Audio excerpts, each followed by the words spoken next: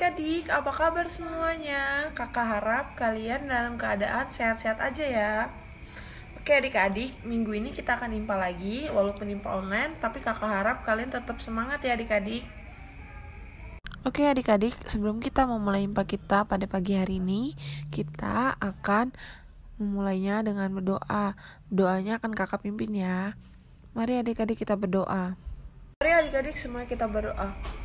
Terima kasih Tuhan atas berkat yang melimpah pada kami hari ini Tuhan.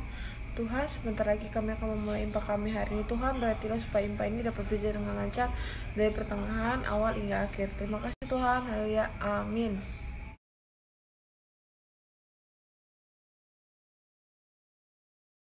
Baca kitab suci, doa tiap hari, doa tiap hari, doa tiap hari. Baca kitab suci, doa tiap hari kalau mau tumbuh, kalau mau tumbuh, kalau mau tumbuh. Glory haleluya. Baca kitab suci, doa tiap hari kalau mau tumbuh. Adik-adik, selamat pagi, selamat hari Minggu. Bertemu lagi dalam impa hari ini bersama dengan kakak Febri. Firman Tuhan pada hari ini terambil dari kitab Keluaran 21 ayat 1 sampai 6. Oke, sebelum adik-adik mendengarkan apa isi firman Tuhan, kakak persilakan adik-adik untuk membaca firman Tuhan terlebih dahulu.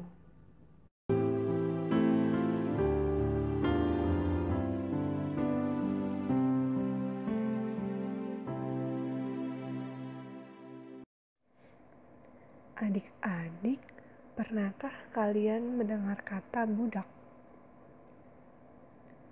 Ya, budak menurut Kamus Besar Bahasa Indonesia adalah hamba atau orang yang bergaji. Firman Tuhan pada hari ini berisi tentang segala aturan yang berkaitan tentang budak.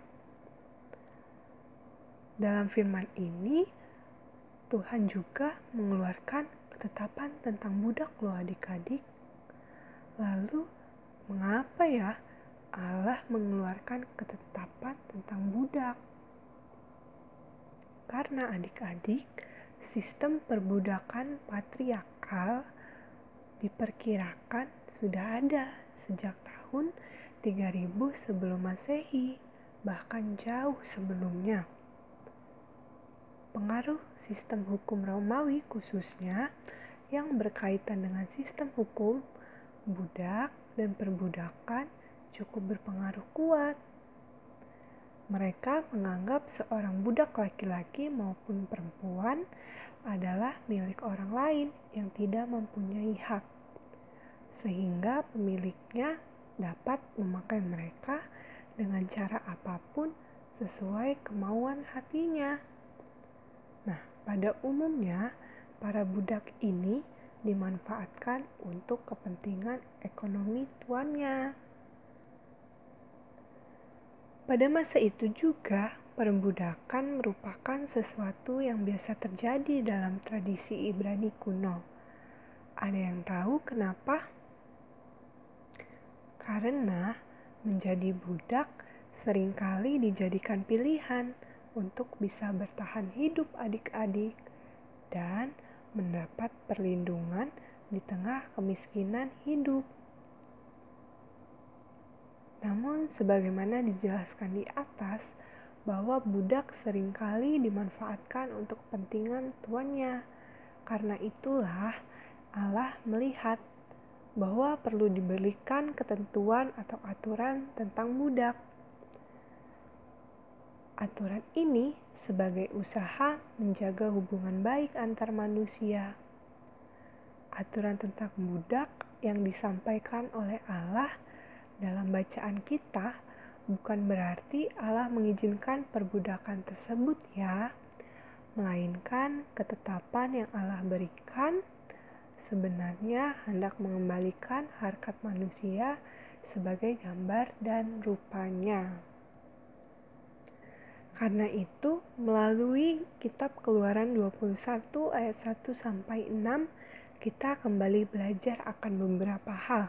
Yang pertama, Allah yang kita kenal dan sembah adalah Allah yang selalu menjaga hak asasi setiap umatnya. Yang kedua, setiap orang percaya dipanggil untuk selalu membangun hubungan baik dengan sesamanya. Yang ketiga, setiap orang percaya harus menyadari bahwa dirinya yang adalah budak dosa telah mengalami kemerdekaan oleh karya keselamatan dari Allah melalui Tuhan Yesus.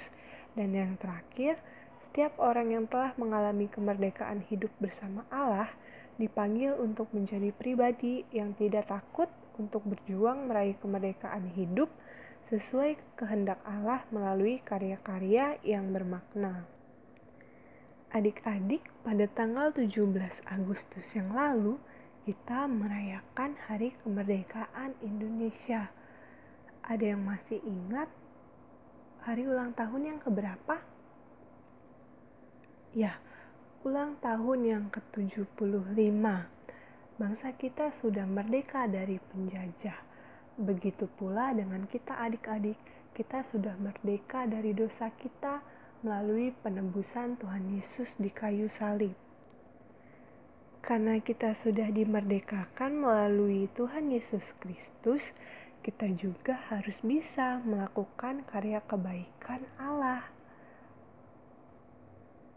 Nah, apa saja sih karya kebaikan yang bisa kita lakukan?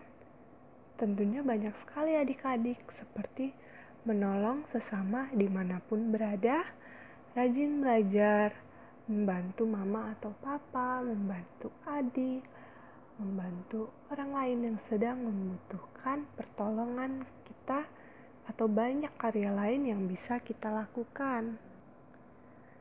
Dan sekarang kita masih berada di masa pandemi, di mana kita terus bergumul adik-adik untuk menyikapi pandemi ini. Namun sebenarnya kita juga dapat berperan aktif loh adik-adik. Kita bisa menjadi karya kebaikan bagi diri kita maupun bagi orang lain dengan cara memutus rantai penyebaran virus COVID-19. Dengan cara apa? Yang pasti dengan cara yang pertama, kalau kita mau keluar, kita harus memakai masker. Lalu kita sering-sering cuci tangan. Kita menghindari perkumpulan atau kerumunan orang banyak. Lalu kita juga bisa menjaga jarak fisik kita terhadap orang lain. Dengan demikian, kita sebagai anak-anak Tuhan, kita jangan lelah ya untuk menjadi pelaku karya kebaikan Allah di dalam dunia ini. Ya, demikianlah firman Tuhan. Kesimpulannya adalah kita sebagai umat Tuhan yang telah dimerdekakan oleh Tuhan, kita harus selalu setia dan taat kepadanya.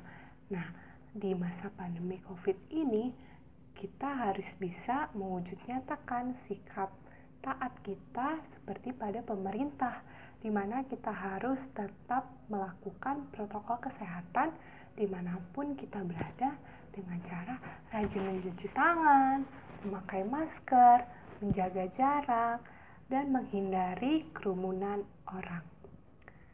Oke, saatnya kita akan berdoa. Mari kita berdoa, kita siapkan hati dan pikiran kita. Kita berdoa. Bapa yang baik, kami sangat bersyukur Tuhan atas segala kasih karunia-Mu kepada kami.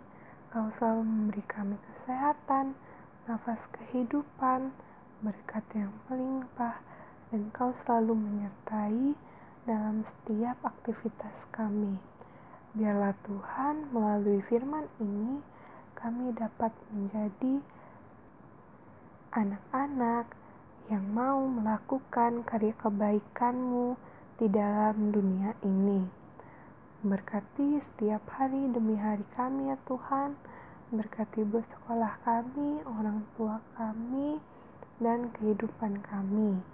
Inilah doa kami ya Tuhan, ampuni segala dosa dan kesalahan kami serahkan doa ini ke dalam tangan-Mu Tuhan Yesus Kristus. Haleluya, amin. Oke adik-adik, terima kasih telah mengikuti IMPA minggu ini. Sampai bertemu di minggu depan adik-adik. Tetap jaga kesehatan dan tetap jaga jarak ya.